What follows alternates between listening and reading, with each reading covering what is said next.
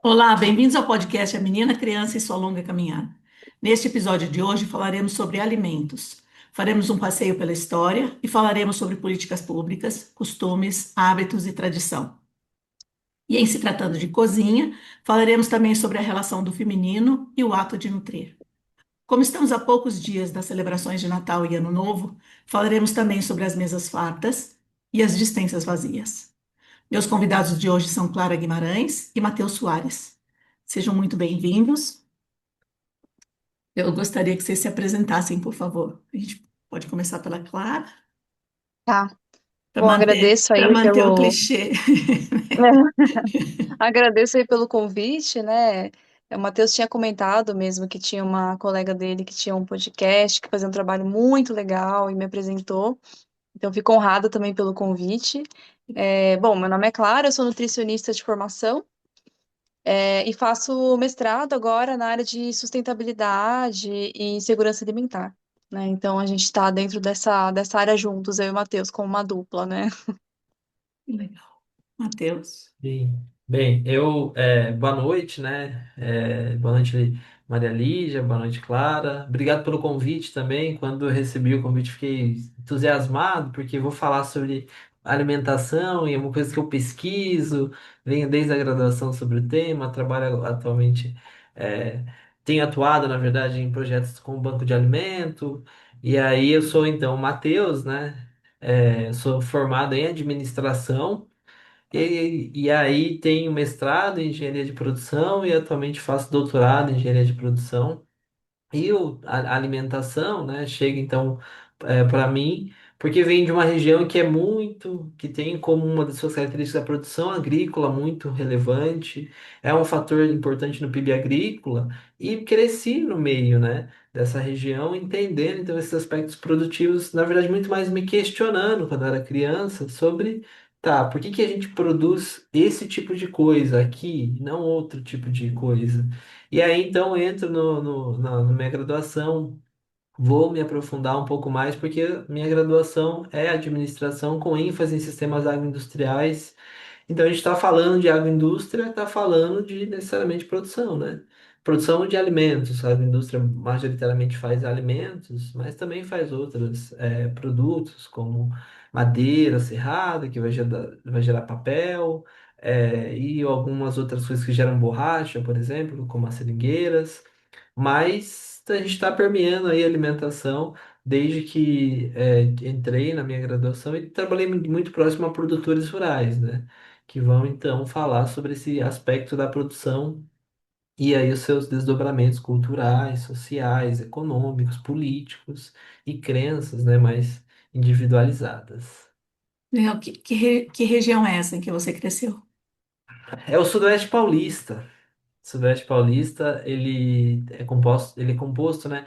Gosto de caracterizá-lo também, Sudoeste Paulista, região administrativa de Itapeva, região da Bacia Hidrográfica do Alto Paranapanema, todos englobam os mesmos municípios, basicamente.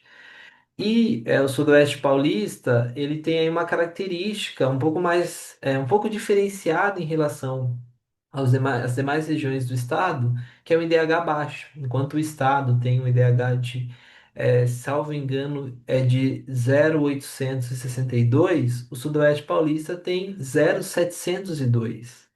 Então a gente está falando de quase um décimo, né, a menos. Então, peraí, é um valor significativo. Lembrando que é uma escala de Gini, né, que vai de 0 a 1. Então, quando você tem qualquer variação é muito significativa. E é um IDH, né, que envolve em diferentes indicadores sociais, econômicos, é, ambientais, de bem-estar. E aí, quando a gente observa isso lá na região, você vê que não tem o emprego, não é uma região com amplo emprego. É uma região pautada por grandes propriedades rurais que se concentram, né, na mão de poucas pessoas e também uma pequena urbanização. Porque os municípios, por mais que tenham uma vasta extensão territorial, né? Se eu não me engano, dos maiores municípios do estado, a gente tem Itapetininga, está nessa região, tem Itapeva, que é o segundo maior município, também está nessa região, e Capão Bonito, eu sei que permeia ali entre os 30 primeiros, Buri também, que é onde eu cresci, está entre os 30 primeiros maiores municípios do estado, em extensão territorial, obviamente, só que a população, em contrapartida, o maior município ali do Sudoeste, né, da região administrativa de Itapeva, é Itapeva, que tem um pouco mais de 100 mil habitantes, tem, se não me engano, 120 mil habitantes. E aí a gente vem para Buri com 20 mil. O segundo maior município da região, se eu não me engano, é Capão Bonito ou Itararé, que daí vai ter 60 mil. Então você vê que são vastas regiões, se você observa no mapa até dá para ver bem, são municípios grandes, e você olha a quantidade de pessoas, densidade demográfica muito baixa. Enquanto você vai ter em Taboão da Serra uma densidade demográfica gigantesca, em Buri você tem ali 20 pessoas por quilômetro quadrado. Então, Ó, essa discrepância vai se desdobrar em outros aspectos, a concentração de renda, a reprodução, né? As pessoas de lá se orgulham, temos uma grande produção de resina, né? Os três maiores produtores de resina do Brasil são de lá. Temos uma grande produção de soja, grande produção de laranja, que são alimentos. Aí você observa o IDH é baixo. Então, peraí. Se você tem ali grandes produções agrícolas, mas um IDH baixo, por que que não se desdobra em desenvolvimento essa produção agrícola? Então, foi isso que permeou basicamente toda a minha carreira acadêmica aí, em relação a pesquisas e entender como esse desenvolvimento, né, vai chegar para essa região que é uma região majoritariamente agrícola, 22% do trabalho formal está na agricultura, então é um pouco das características que vai ter um aspecto um pouco caipira ali, a cultura caipira permeando as suas interações com a valorização do frango caipira, do milho crioulo. Então você vai ter essa característica bem difundida e também um pouco do tropeirismo, né? Ali a região, o município de Itapeva, Buri, Angatuba, são municípios, Campina do Monte Alegre, Itapetininga são municípios onde o tropeirismo esteve presente, né? Da rota Viamão até Sorocaba, passou aí por essa região. que legal. A Clara é de Sorocaba, né, Clara? Tá vindo, tá voltando para Sorocaba agora. Voltou, passou um tempo em São Paulo. Isso. Nasci em Sorocaba, cresci aqui, morei até os 18, 19 anos. Fui para São Paulo, um choque para mim, foi muito diferente, né? Ainda que Sorocaba não seja uma cidade tão pequena, né? Agora assim, cresceu bastante, mas tudo que eu passei em São Paulo mudando para lá, primeira vez andando de metrô, primeira vez numa cidade gigantesca, então morei lá por 10 anos e agora tô de volta para Sorocaba. Bem-vinda de volta. Eu acho super legal essa coisa da gente se ligar com as coisas do nosso espaço, né, de onde a gente nasceu. Eu, muito nova, eu tinha 18 anos, quando eu fui morar em Londres. Fui morar em Londres, fui de aventureira e acabei ficando lá 4 anos. Fui e voltei, na verdade, 3 vezes, mas fiquei lá 4 anos. E por ter vivido em Londres, eu aprendi inglês, fiquei fluente em inglês, e por ser fluente em inglês, eu me tornei professora de inglês. Então, não foi uma coisa que eu decidi na vida, eu vou ser professora de inglês. As coisas foram andando, e depois eu fiz a faculdade de letras e fiz mestrado em educação. Mas como eu dei aula de inglês a minha vida inteira, até hoje tudo, meu computador é em inglês, meu celular é em inglês, eu fiquei sempre colocando tudo em inglês para ter sempre o contato. E eu sempre li livros em inglês, o que é muito interessante, porque sem eu me dar conta, eu me afastei completamente da nossa cultura. Sim. Nunca me coloquei como americana ou inglesa, pois eu morei também um ano em Los Angeles.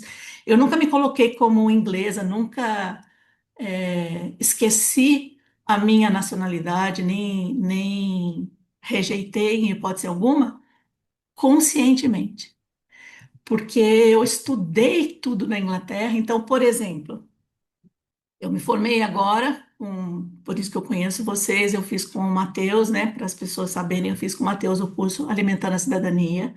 E eu fui fazer esse curso porque eu cozinho. Eu sou uma excelente cozinheira.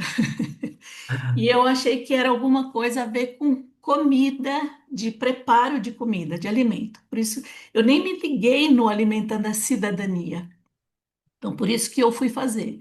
E a hora que eu fui fazer o curso, e depois tem outras coisas acontecendo também em paralelo, eu sou PLP, acabei de me formar também, eu me formei na sexta-feira, PLP, e domingo na Alimentando a Cidadania. Então, no curso de PLP também, eu vi várias coisas é, sobre o Direitos. Brasil. É muito Ah, interessante isso, né? E no curso com o Matheus, as pessoas conversando e falando, eu trabalho em em comunidades, então eu tenho contato com as pessoas da comunidade, mas são outras conversas, outro tipo de conversas que eu tenho com ela. Enfim, o que eu quero dizer é o seguinte: eu conheço até que bastante sobre o Banco de Alimentos da Inglaterra. Eu vejo como que se movimenta. Eu tenho informação, por exemplo, que este ano a demanda subiu 51% em relação aos últimos 2 anos e que o Banco de Alimentos não está suportando, não está mais conseguindo cumprir o papel dele na Inglaterra. E eu nem sabia que a gente tem Banco de Alimentos de Sorocaba. Então, esse afastamento é muito interessante e o que eu acho mais legal de tudo, como o Matheus falou que os estudos que você fez, Matheus, foi com as perguntas, né? Uma coisa bastante socrática, né? E por quê, e por quê, e por quê, e por quê, e por quê? E eu vou fazer agora sexta-feira, amanhã é sexta-feira, não, depois de amanhã, sexta-feira, eu vou sim, completar é. 70 anos. E eu passei, Vida. obrigada, eu passei 65 anos da minha vida não é ignorância, eu nunca vou dizer que eu estava num espaço de ignorância, não, mas com muita ignorância do Brasil, da política, eu estava naquela turma de, não converso sobre política, não sei nada sobre política, na hora da eleição escolhi alguém para votar e votava, tive muito afastada disso tudo. Então, não desconectada do mundo, mas desconectada das realidades do Brasil. E uma das coisas que eu achei bem legal nesse curso foi que também no PLP, foi essa conexão, né? Então a gente queria, vocês dois estão no Banco de Alimentos, que existe em Sorocaba, e eu gostaria que vocês falassem um pouco sobre, eu coloquei aqui mais ou menos um guia para a gente conversando, mas quem é o Banco de Alimentos em Sorocaba, o que é que faz, e se está ligado a uma rede, se é uma rede nacional, como é que funciona esse Banco Uhum. de Alimentos em Sorocaba? Tá. Posso começar? Por Isso, favor. começa aí o complemento. Tá Daí bom. trago essas falas em relação à política, essa formação, né, Uhum. de uma maneira mais ampla da Sim. Lígia. Então, na verdade, assim, só contextualizar o que é um banco de alimentos primeiro, né? O banco de alimentos, na verdade, ele tem o objetivo de garantir a segurança alimentar, né, da população, reduzindo a fome e o combate ao desperdício. Então, existem alguns tipos de bancos de alimentos, né? Existem bancos de alimentos que são apenas de distribuições, então, são bancos que captam doações ao longo da região, do território, e já distribui diretamente para a população. E existem bancos de alimentos que têm um local físico, né? Que será um local de distribuição. Então, tem algum tipo de armazenamento, né? E o Banco de Alimentos de Sorocaba, ele é uma OSC, né, uma organização da sociedade civil, e ele foi fundado junto, né, em parceria com o CEAGESP de Sorocaba, com o Sindicato dos Metalúrgicos, com a ETEC e com o SESI. Então, esses foram os parceiros. Já faz 20 anos que o Banco de Alimentos de Sorocaba existe, e ele atua ali em conjunto com a população, né? E aí o Matheus pode falar logo mais sobre as outras partes, né? Mas normalmente como que funciona, né? O banco de alimentos de Sorocaba. Porque existem outros tipos de bancos, né? Existem bancos privados, bancos vinculados à prefeitura, o nosso é vinculado ao CEAGESP, né? Então, a princípio, o banco de alimentos dentro do CEAGESP é uma localização estratégica, né? Porque ele serve para captar ali o excedente que não foi vendido ou alimentos que vêm, que ainda estão próprios para consumo, mas por algum motivo, seja por tamanho, coloração, ele não passa para a qualidade do CEAGESP, né? Então, são alimentos que estão ali, que têm qualidade, que não estão estragados, mas que por algum motivo eles não podem vender, ou que vem em grandes quantidades, não conseguiu vender para o final de semana, né? Que para o dia seguinte não vai sobreviver.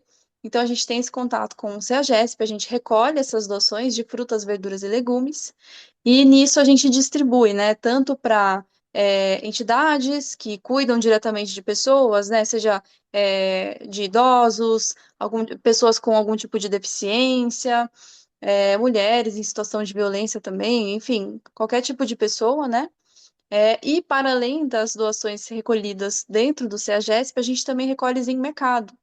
Então, aí, nesse caso, são alimentos que perderam o seu valor comercial, porque a caixa, embalagem, né, secundária, não a primária, que está em contato direto com o alimento, tem algum tipo de prejuízo, né? Então, amassou ou aconteceu alguma coisa com ela, rasgou ali um pouquinho. Então, a gente também recolhe alimentos também que estão próximos da data de validade. A gente não recolhe alimentos vencidos, né? Então, que vão vencer hoje ou que tem uma semana aí para vencer, a gente acaba recolhendo e aí a gente faz essa triagem junto com as pessoas atendidas, né? Seja entidades ou pessoas que recolhem ali, de acordo com o diagnóstico nutricional, né? Então, por exemplo, a gente não vai enviar alimentos muito duros para entidades que atuam com crianças e com idosos, então a gente acaba fazendo esse direcionamento. Lá a gente tem um serviço de assistência social, tem os educadores, tem nutricionista. Então a gente faz essa triagem inicial, né? A gente recebe os alimentos, vê o que está próprio, o que está impróprio. A partir disso a gente coloca no armazenamento correto, né? O que for na câmara fria ou o que vai alimento perecível, não perecível. E a partir disso a gente também faz a elaboração de cestas, né? Cestas emergenciais, distribuição de cestas básicas também. A gente tem ali o contato direto com o CRAS. E aí o banco de alimento atua dentro dessas áreas, né? Fora também as formações que, inclusive, você fez com o Matheus nos territórios. Você, antes do Matheus falar, você faz o que no banco de alimentos? Qual é o seu papel lá? Eu entrei faz pouco tempo, mas como gestora de projetos. Então, eu Gestor. sou nutricionista, atuo também nessa parte de manipulação de alimentos, né? Em conjunto com a equipe, mas agora bastante na área de projetos. E uma outra pergunta que eu ia fazer para você, que eu não sei se é você ou o Matheus que vai responder, é sobre esse que você coloca, que você capta no CEAGESP e nos supermercados. São doações que eles fazem. Vocês têm que correr atrás disso ou eles te chamam e oferecem? Tem as duas coisas. Ah, Porque assim, a gente faz parcerias, porque para eles é benéfico também, né? Então, como a gente fala de redução de desperdício, aham. quanto menos desperdício para eles, melhor, né? E melhor para a gente também, porque a gente consegue recolher as doações. Então, assim, a gente tem parcerias com mercados específicos, porque a gente faz prestação de contas, né? Então, Uhum. todo mundo que doa, a gente faz essa prestação de contas, não pode ser qualquer doação, porque a gente tem que ter esse controle de qualidade. A gente não sabe de onde que está vindo o alimento se vier de qualquer pessoa, né? E para não correr risco, já que a gente trabalha com saúde, a gente tem que ter esse cuidado. Mas, ao mesmo tempo, a gente trabalha bastante com sazonalidade, trabalha bastante com coleta de doações. Então, se a gente não corre atrás e não vai buscar, porque tudo a gente retira. Dificilmente alguém vem trazer doações para a gente. Então, a gente tem o nosso caminhão, né? Então, dependendo se tem um caminhão a menos, isso impacta no recolhimento das doações. Então, a gente normalmente vai até o local e retira a doação e traz para o banco de alimentos. Então, as pessoas, os civis, não têm, eu, por exemplo, não teria como colaborar com o banco. Aí tem a opção de você pode participar de campanhas de alimentos, né? Campanha de doação. A gente faz algumas ao longo do ano. Tem como doar também através de dinheiro, né? Que a gente tem uma conta, a gente acaba recebendo. E deixa eu ver o que mais. Qual o que falta, Matheus? Não é A gente civis a palavra, é pessoa física, né? Civis são todos, Pessoa é pessoa física. física. Você Uhum. pode ser voluntária, né? Em algumas Isso, ações, da triagem de alimentos, por exemplo, pode ser voluntária, mas também pode cadastrar tudo que você passa no seu CNPJ, no seu CPF, né, Nota Fiscal isso. Paulista, você pode cadastrá-lo para que seja direcionado automaticamente para uma instituição. É uma das formas que é uma inovação em relação à captação de recursos que o banco tem atualmente, que daí são os contribuintes delegando então essa contribuição para entidades da sociedade civil, né, como é o caso do Banco de Alimentos, para contribuir financeiramente com a sustentabilidade dessa instituição. Então é uma forma aí de você, de alguma maneira, doar, né? para a existência do banco. Então tem que pegar o CNPJ do banco, que depois você passa para a gente, e daí, quando eles pedem nota fiscal, em vez de eu dar o meu CPF, eu dou o CNPJ do banco e. Não, não. Você tem que fazer uns processos anteriores. Dentro da nota fiscal paulista, você configura para que o seu CPF Isso. automaticamente doe para o banco. Ah, Aí é uma configuração dentro da nota fiscal paulista. E aí hum. também, acho que a gente tem isso no nosso site. Se quiser saber em detalhes, é importante daí Tem um é, passo a passo. o passo a Ah, passo, porque daí você passa o seu CPF. Só que ao invés de você receber, né, para você, você doa para o ah, banco. eu passo o meu. Ah, entendi, Isso, você passa o seu CPF. entendi, entendi. E antes ainda de você falar da política que você ia falar, a última pergunta com relação a isso, é o suficiente? O que o banco tem hoje tá uma capacidade bacana? Olha, depende muito do que a gente está falando, porque assim, as doações, elas variam muito de acordo com a política atual, né?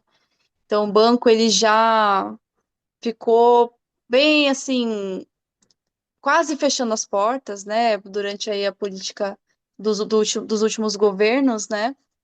E assim, se a gente for falar de quantidade, tá relacionado também, a gente tem uns dados, né, durante a pandemia, de 33,1 milhões de brasileiros em situação de insegurança alimentar, né, grave.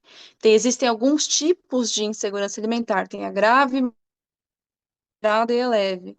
Então, se a gente for considerar a leve, é muito mais, acredito que quase mais do que o dobro, né, de pessoas. Insegurança, só dando uma pincelada, né? Insegurança alimentar leve é quando a pessoa ela tem uma preocupação sobre o que ela vai comer, quantidade, mas ainda não existe a redução na quantidade do alimento, né? Normalmente a qualidade. Então, por exemplo, ao invés de comprar uma carne, ela vai comprar uma salsicha, ela vai comprar alguma Uhum. coisa que já foi processada, que é mais barato. A moderada é quando ela começa a racionar essa alimentação, né? E a grave é quando ela já passa dias sem comer, e aí já tem essa restrição, né? Então, a gente tem ali uma graus de insegurança alimentar que vão desde a qualidade da alimentação, que passa de alimentos minimamente processados ou in natura para ultraprocessados, até a quantidade, né? Então a gente fala que a quantidade normalmente está relacionada com grave. Então, se a gente for pensar nisso, quando no último governo agora, né, atual do Lula, a gente conseguiu tirar o Brasil do mapa da fome, né? Então, atualmente, acho que são 2,5 milhões de pessoas em situação de insegurança alimentar.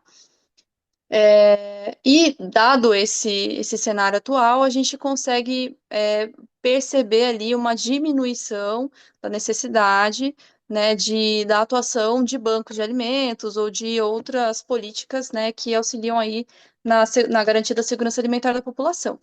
Mas, assim, varia bastante. E se a gente for pensar agora para o lado que vai para além das políticas públicas, e do governo, ah, que é o que a gente vai falar muito mais para frente, né, relacionado à cultura alimentar, né, atual, qual que é agora? Grande parte dos alimentos que a gente recebe de doação dos mercados é ultraprocessado. Então, assim, tem muito essa questão também de o que se é suficiente, né? Se for pensar, talvez, em quantidade, a gente atende uma quantidade legal de pessoas. Para Sorocaba, talvez o nosso banco ainda não seja suficiente para atender tudo, né? Mas é porque depende de inúmeras outras coisas. Mas para a qualidade dos alimentos, ainda tem muitas coisas para serem resolvidas, né? Mas isso aí já é uma questão estrutural, a gente já está falando aí de mercados, enfim. Obrigada. Mercados mais amplos. E é a questão estrutural, né? Eu sempre gosto de trazer essa questão estrutural porque o banco de alimentos está inserido em um contexto político. E aí, por que é importante entender esse contexto político, né? É quando você traz, Lígia, que você veio de uma quase socialização, até de uma socialização cultural de outras regiões do mundo. E aí você acaba tendo quase que um apagamento, não em profundidade, mas de algumas características, isso necessariamente vai apagar alguns aspectos importantes. E o banco está inserido então em esse contexto político. Se ele está inserido em contexto político, a gente precisa ter uma observação um pouco mais ampla e entender que se alimentar é ato político. E por que alimentar é ato político? Porque quando você percebe que decisões que envolvem o setor público vão impactar nos alimentos que vão ser então distribuídos na alimentação, vão impactar no que se produz no país. E aí, quando a gente começa a entender isso, a gente começa a perceber que as nossas decisões de consumo acabam sendo condicionadas. Condicionadas a quem? A essa estrutura, que é política, mas também que é econômica, que é uma estrutura um pouco mais ampla, que vai gerar necessariamente a forma como se consome e o que se consome. E eu gosto de exemplificar alguns casos, inclusive aqui no Brasil. Pistache. O Brasil não produz 1 quilo de pistache. Só que pistache recentemente teve um boom de produtos de pistache. E esse pistache veio da onde? Dos Estados Unidos. E os Estados Unidos, então, escoaram o excedente da sua produção para o Brasil, para diferentes países do mundo, como eles sempre fizeram. Eles fizeram também uma com amendoim lá no Haiti. O Haiti é uma economia emergente, é um país que tem sérias vulnerabilidades, mas tem uma produção muito forte de amendoim. E os Estados Unidos, quando produz muito amendoim, escoou para o Haiti e o Haiti se quebrou, porque ele conseguia internacionalmente um preço mais barato do que o amendoim local. E aí, o que a gente vai observar é que essas decisões do que se come, onde se come, como se come, vão então refletir em diferentes aspectos da economia. E aí, voltando então, por exemplo, do pistache, para ele chegar até aqui, os Estados Unidos têm uma política muito relevante então da internacionalização dos seus produtos, que não é só o pistache que você vai ter que pagar. O transporte tem que ser exclusivamente americano. Então, tudo que se transporta, o navio, o carro, o avião, é americano. As empresas envolvidas nesse processo são americanas. E aí, a gente vai perceber que há um subsídio muito grande para a produção agrícola. E que então essa produção agrícola, ela não está isenta de interferências políticas, porque muitas culturas no mundo, elas são insustentáveis em diferentes países. E aí agora trazendo para outro exemplo da União Europeia. Os franceses fizeram manifestações porque não queria acordo da União Europeia com a América Latina, o Mercosul, né, no caso, para receber produto. E quem que não queria? Era todos os franceses? Não, a produção agrícola francesa, os produtores franceses. Por quê? O produto latino-americano, o produto do Mercosul, ele é mais barato e ele consegue chegar em um padrão melhor. E aí, como você consegue, então, combater isso para que o mercado não seja, de alguma maneira, dominado pelos países, sul-americanos? Com subsídio. E aí você, então, taxa mais um produto em detrimento de outro, você coloca estímulos ali dentro daquela economia para que se produza mais uma determinada cultura do que outra. E no Brasil a gente também passa por esse processo. Então, se você observar, há um crescimento do crédito rural vertiginoso.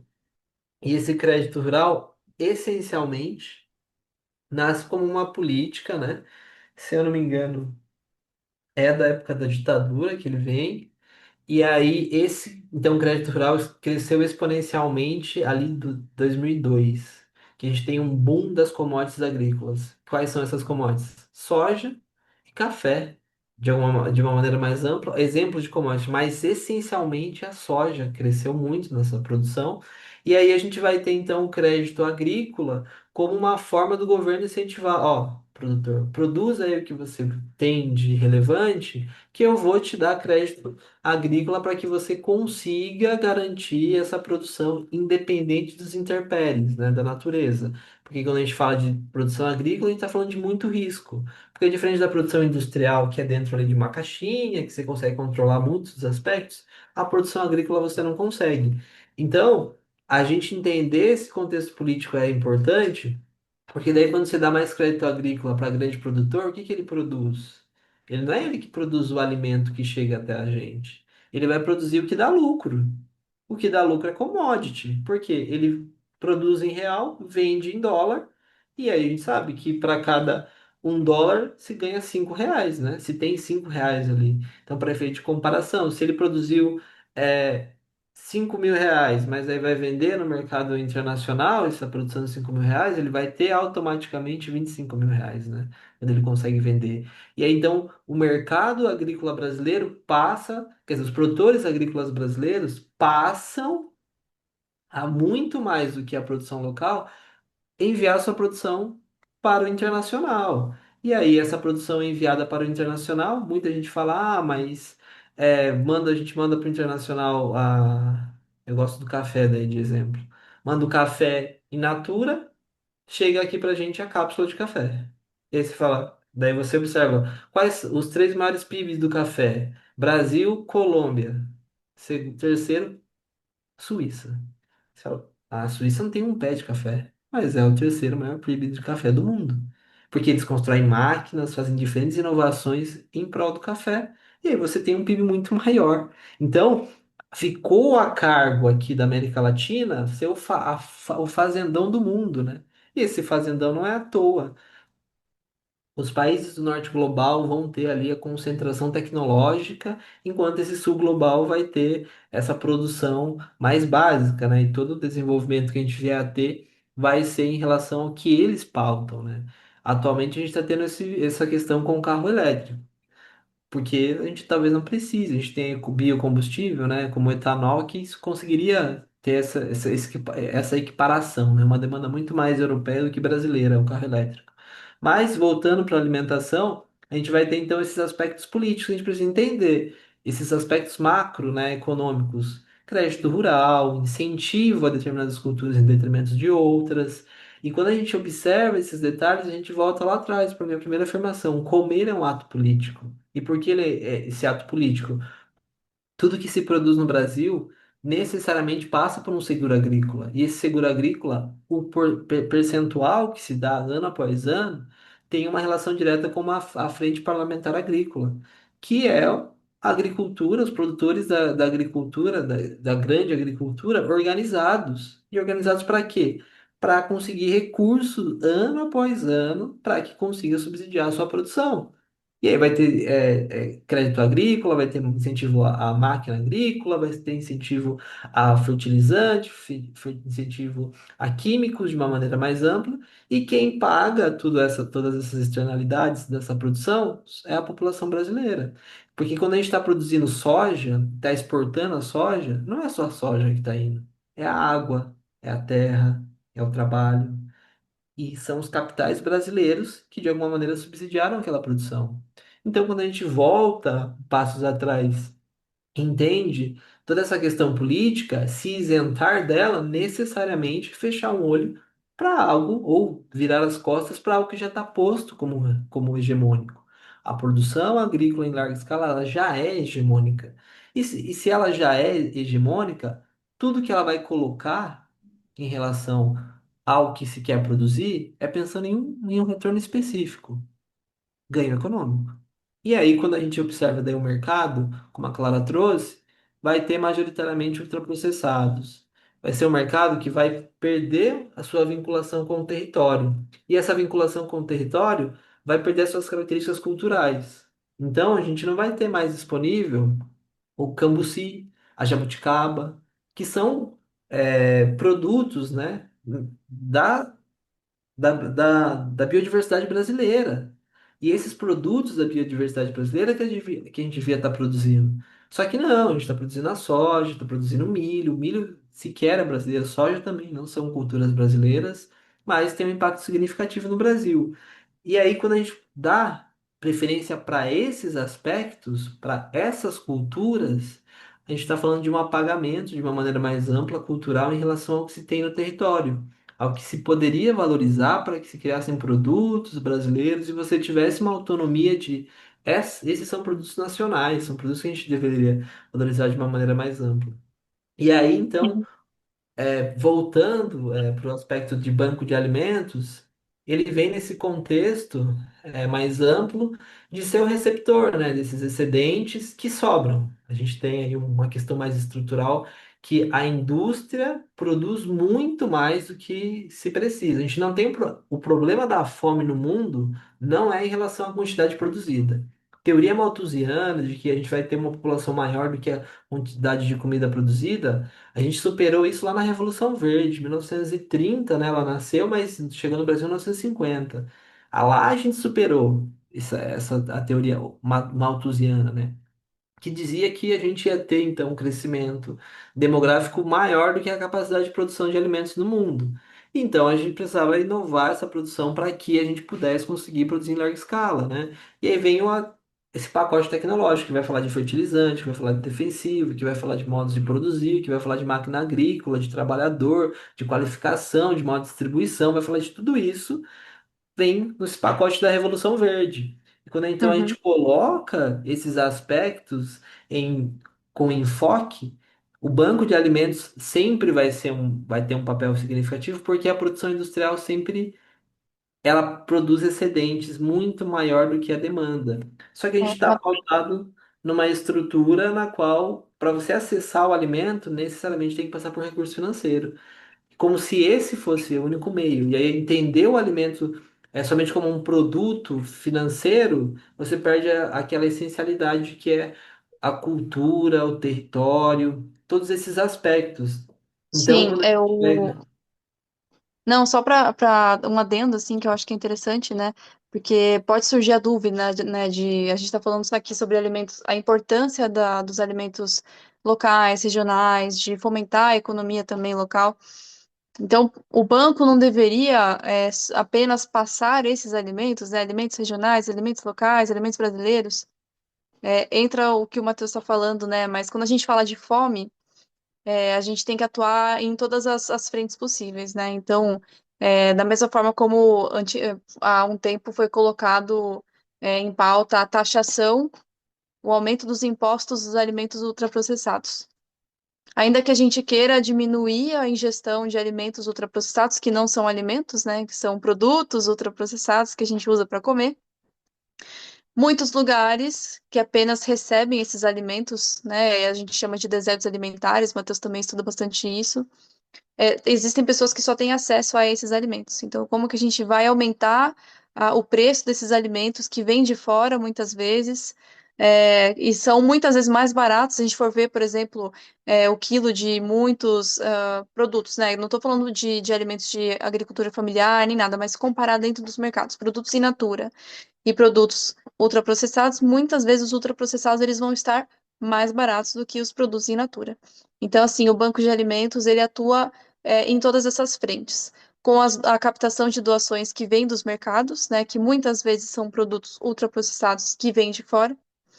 E aí a gente está falando de fome, então como a gente fala também sobre redução de desperdício, não tem como fechar os olhos, porque se a gente fosse pegar apenas alimentos in natura ou, enfim, minimamente processados, talvez não atendesse a demanda que a gente precisa, mas a gente também atua ali com programa de aquisição de alimentos, a gente atua com educação, né? Então a gente fala sobre hortas caseiras, hortas urbanas, enfim, dentro das formações, a gente fala sobre a importância de resgatar os alimentos regionais, receitas, né? Então, assim, a gente traz essa importância, né, esse ativismo alimentar também atuando através das doações, né? Então, a partir do momento em que as pessoas se interarem mais sobre esses assuntos e, né, e falando assim, tanto da cidade, quanto do estado, quanto do país, e mundialmente, entenderem a importância da gente combater a fome, acredito que mais para frente, né, se tudo der certo, a gente não vai nem precisar fazer mais essas doações de alimentos ultraprocessados. Mas é importante falar que o banco atua em todas essas frentes, né? Não só nessas doações, mas também através desses resgates. E aí, então, só também trazendo esse aspecto de que esse excedente, ele vai ser natural por causa dessa estrutura que a gente está inserido. E aí, esse excedente, então, vai evidenciar que o problema da fome no mundo não é em relação à capacidade de produzir, mas muito para além disso é a capacidade de distribuir. Porque se a gente está falando de uma dinâmica de um local, né, onde a gente precisa ter acesso a recursos financeiros para você acessar o alimento, se você não tem recurso, você não se alimenta. Então aí vem o governo, né, com diferentes políticas públicas para garantir que as pessoas tenham acesso a esse básico. O que que é esse básico? A alimentação. E a alimentação, o governo vem porque ele é herói, quer ser o salvador da pátria? Talvez sim, para garantir a dignidade humana, que é um dos objetivos do nosso Estado brasileiro, né? Garantir o bem-estar da sua população. É o artigo 1º da Constituição, Mas, para além disso, garantir que você tenha pessoas que não morram de fome no seu país. E aí a gente vê o reflexo disso. É quando a Clara mencionou que a gente diminuiu muito o número de pessoas em insegurança alimentar, né? De 31 para 2, com um grau de insegurança alimentar. Então, vem como reflexo de tudo isso. E aí, o banco de alimentos, também dentro dessa estrutura de comer é um ato político, tem aí à sua frente, tá? A gente capta esse excedente, vai distribuir para as entidades que têm seu cadastro, que são entidades que têm alguma vinculação com a alimentação, mas a gente também entende que se você só dá o alimento, caridade, sem questionar a estrutura, é perpetuar condição de desigualdade. Aí, a partir dessa percepção, se constrói os projetos, como Alimentando a Cidadania, que vai trazer informação para além do alimentar, do processar o alimento, mas entender que o direito à alimentação é um direito de todos os brasileiros e é um dever do Estado garantir isso. É um dever de todo mundo que produz alimentos garantir que as pessoas acessem a esses alimentos. E é um dever previsto aonde, né? Previsto nas nossas leis que estruturam a identidade nacional perpassa pelo seu direito. E aí, entender então todas essas estruturas, necessariamente a gente vai conseguir, de alguma maneira, combater essa insegurança alimentar e garantir que os nossos direitos em nenhum momento sejam, deixados de lado, né? Por isso que é importante que, para além da caridade, se tenha essa mobilização política, porque a gente está inserido em um contexto político. A produção, é, a gente ia falar sobre direito, você falou do direito. é, Essa produção local e regional, eu tinha comentado, inclusive, com você em aula, que eu já vi em vários lugares, a Índia tem muito disso, né, de você consumir aquilo que está dentro da sua área, não que a Índia não importe, não coma coisas, estou falando pequenos lugares, né, pessoas, mas em espaços mais humildes da Índia, eles consomem aquilo que eles produzem lá. Eu tive na Bahia no mês passado e eu vi também que as pessoas consomem, é tão interessante que eles consomem o que eles têm lá, que os baianos no noroeste, eles estão no noroeste do estado, eles não comem a comida baiana que eu entendia que era comida baiana, que é de Salvador. Conversei com pessoas que nunca comeram acarajé, caruru, vatapá, essas coisas, e pessoas que comeram uma coisa ou outra e não gostaram. E eles consomem aquilo deles lá, a mandioca, o leite, o que eles produzem ali, o milho que eles produzem ali. Eu percebi que, por exemplo, na casa onde eu estava, eles não consumiam muito, aliás, não consumiam de forma alguma folhas. Eu conversei com a dona da casa, ela disse que ela não gosta e daí ela não criou o hábito, eles não comem. Mas eu estive em outras casas, né, me chamaram para almoçar e também não tinha. Então, quando a gente consome só o local, o local não precisa ser só Sorocaba, podia ser só o Brasil, não vai faltar alguma coisa em termos nutritivos? Quer dizer, a gente não precisa comer pistache, mas Isso. há Uhum. coisas que precisa desse intercâmbio com outros países ou não? O Brasil seria autossuficiente? Aqui, acredito que você esteja falando da base da alimentação, né? Isso, Então, por exemplo, supondo ali, quando a gente fala, tem muita gente que fala que o ideal da alimentação seria uma dieta mediterrânea, né? isso. Sendo que a gente tem a nossa alimentação brasileira aqui, né? Então, se a gente for pegar da questão nutricional que você trouxe, né? É muito interessante porque o Brasil ele é muito vasto, né? Então a gente não tem uma culinária unificada brasileira. A gente tem ingredientes em cada lugar, né? A gente tem influências de determinados povos mais fortes, por exemplo, no norte, nordeste, sul, sudeste, enfim. Quando a gente fala, por exemplo, de arroz e feijão, eles são complementares, né? Então, tem o Guia Alimentar para a População Brasileira. Então, isso é inclusive uma coisa que, enquanto o Matheus estava falando ali dos Estados Unidos, eu acabei lembrando, né, que a gente está falando de alimentos regionais, né? Da onde em que momento que se perdeu isso, né? É, tem os Estados Unidos pós-guerra, né, e depois, principalmente ali no começo da Guerra Fria, ele teve que implementar ali um modelo mundial de exemplo para as pessoas seguirem um estilo de vida, né, que é aquele American Way of Life. A partir disso, como uma forma de não quebrar a economia, né, porque nunca é uma coisa apenas para incentivar a população, é sempre alguma coisa muito ruim, muito de errada vai acontecer se a gente não mobilizar a população de alguma forma que seja uma lavagem cerebral, uma questão de marketing, enfim, né? Então, depois da Grande Depressão, né, que foi a crise, eles tinham uma necessidade de manter a população ali presa a algum tipo de produção, e o que que eles pensaram?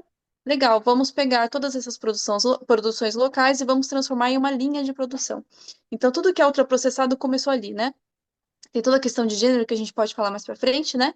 Mas que eles começaram a introduzir esses alimentos ultraprocessados e um estilo de vida americano, e isso fez com que, né, aqui no Brasil a gente tivesse muito esse modelo, né, de esquecer dos alimentos regionais. Inclusive, eu estou com dois livros aqui que são muito legais, que eu deixei separado, que é do Carlos Alberto Doria. Um deles é a Formação da Culinária Brasileira, que eu estou lendo, e o outro é a Culinária Caipira da Paulistânia, que é a região de São Paulo, Minas, Mato Grosso, enfim. E ele é sociólogo, né, especializado em gastronomia e culinária, e ele fala muito sobre isso, né, da comida brasileira, né, que como que se formou, né? Então a gente tem ali, tinha três principais influências, né, da europeia, africana e indígena. E aí tem até uma frase que ele colocou aqui. Deixa eu ver se eu tinha anotado, quer ver? Ele tinha colocado assim que o que é escrito vira cultura e o que é oral vira costume. Então, por que que a gente começou a valorizar tanto a comida que veio de fora, né? Sendo que o Brasil aí é um país tão rico e tem tanta diversidade, biodiversidade alimentar, cultural, enfim. Porque era escrito, era datado, e as pessoas de fora têm toda essa parte, né, do colonialismo, enfim, que se formou aí uma hierarquia, né? Então, a forma de cozinhar, eu também gosto muito de cozinhar, né? A forma de cozinhar, de seguir ali modos de preparo, alguns ingredientes, vem muito da influência indígena, mas por conta dos colonizadores, é essa quase que veneração aí, né? A alimentação que seria ali dos colonizadores, né? E os Estados Unidos vieram depois para padronizar essa alimentação. Então, enquanto a gente tem a alimentação europeia como algo, né, uma dieta mediterrânea, como algo ideal, os Estados Unidos vieram depois para enfiar ultraprocessados dentro do Brasil, né? Porque é isso que eles fazem com o sul global. Então eles acabam pegando toda essa fazenda, né, do mundo, que é o que o Matheus falou, todo o sul global, que é o que produz. Quem é do norte global acaba industrializando e passando comida ultraprocessada para quem está de baixo. Então, assim, nesses livros eles falam, o Carlos Doria fala bastante sobre isso, né, de como que foram se formando ali a culinária, né? E essa desvalorização, que tem muita relação com o gênero, que depois, Matheus pode complementar o que eu estou falando aqui. Eu estudei bastante a questão de gênero e alimentação, né? A gente pode trazer para não perder os outros assuntos no meio. Sim, a globalização, Lígia, acho que pegando diretamente a sua pergunta, né, sobre não faltaria, acho que a Clara, de uma maneira, falou não, não faltaria, porque a gente tem diversidade, né, na nossa produção nacional. Só que essa globalização, o efeito dela, né, que se falava na graduação, que é cadeias globais de distribuição, que você consome em um país, você vai consumir em outro. De alguma maneira também, não se falou quase que de um efeito rebote em relação a ela, que foi desse apagamento cultural. E esse apagamento cultural perpassa a alimentação. Então, quando você, de alguma maneira, valoriza muito mais o que é externo do que o que é interno, porque ao longo das aulas, então, a gente observou lá nas primeiras aulas diferentes relatos que eu tive no projeto Alimentando a Cidadania, foi de que eu comia determinado prato que tinha gosto ali de peixe, né? Que eles comiam uma punk, né? Que é produto, uma planta de alto rendimento não convencional, a punk. E aí eles comiam aquilo, só que não valorizavam, porque ela tinha muito e queria comer o que era industrializado, né? Em determinado momento, as pessoas entendiam que era uma espécie de status você ter acesso a produtos industrializados, como se isso Sim. definisse o seu poder de compra, definisse quem você é. Porque daí você falava, não, eu quero ter e acesso a esse produto porque eu sei que ele é um produto legal de se comer, porque o marketing me vendeu isso. E aí, Uhum. recentemente, explodiu nas redes sociais uma família de 3 pessoas que estava ali feliz porque estava comendo um chocolate da marca Milka. E aí aquilo foi assim, nossa, a gente tá comendo Milka, mudou a vida, sabe? Só que se você observar que, primeiro, é um chocolate que não é brasileiro, e ao invés de a gente estar falando de comer o chocolate do cacau amazônico, que poderia ser um caminho, a gente está falando então de um chocolate que vem de outro país, consegue chegar no Brasil e ser objeto de desejo de uma ampla maioria da população. Então, se a gente observar esses detalhes, a globalização aí teve um efeito significativo e a gente acabou então perdendo essa valorização territorial em virtude Uhum. esse estranhamento que se colocou aí em prol dessa globalização, né? A Clara quer colocar. Isso, e eu acho essa discussão muito interessante, porque assim, existem sempre os ciclos do que gera mais dinheiro, né? Então, antigamente tem essa questão da produção, da culinária feita em casa, era isso que era valorizado, né? Grandes refeições. A partir do momento em que começa essa onda de ultraprocessados, que vem esse estilo de vida americano, que eles tiveram que manipular a população de forma que, né, eles acreditassem que realmente essa alimentação fosse melhor. Enfim, aí o que que a gente consegue perceber? Que esses alimentos, por estarem alta, eles acabam ficando mais caros, ele acaba ficando um estilo de vida diferente. E hoje em dia a gente já vê o movimento inverso, né? Que seria o quê? Agora a onda dos alimentos orgânicos, que é muito bom, mas ao mesmo tempo a gente consegue ver que é inacessível, né? Então, enquanto muitas pessoas ainda estão é, comemorar que está comendo um chocolate Milka, que é um chocolate ultraprocessado, né? A gente vê que os chocolates que são, por exemplo, de marcas, enfim, tem inúmeras marcas, né, de chocolates agroecológicos, enfim, que você vai ver que uma barra custa mais de R$ 40, sabe? Que são as pessoas que têm condições financeiras que vão comprar um produto com melhor qualidade, que além de ser sustentável, ele também não é ultraprocessado, não vai ali lecitina de soja, não vai nenhum outro tipo de conservante, é só cacau, e nanã. Então a gente consegue ver que agora a gente está no movimento, né, de alimentação que é mais fit, que as pessoas ali estão trazendo todos esses termos, né? E o que você havia comentado, né, se a alimentação brasileira ela é suficiente. Ela é muito suficiente, a gente vê que cada país, cada região tem o seu balanço, tem o seu equilíbrio, né, dentro da parte da alimentação, que é o que funciona dentro de cada região, seja de solo, crescimento, né, um alimento feliz é um alimento que cresce bem, que tem essa sua sazonalidade, né, tem mais nutrientes. O que é insuficiente, na verdade, colocando nos dias atuais, é a forma que produz. Então, se a gente vê, por exemplo, antigamente as pessoas comiam farinha ou alimentos farináceos, enfim, e não tinha problema nenhum. Por que que hoje tem?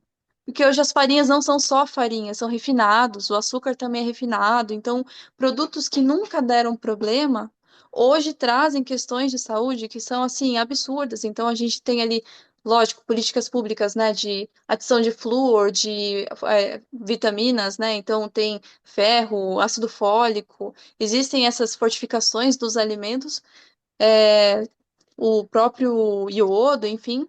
Só que ao mesmo tempo existem modos de produção agrotóxico, né? A gente tira também as vacas e os animais dos pastos.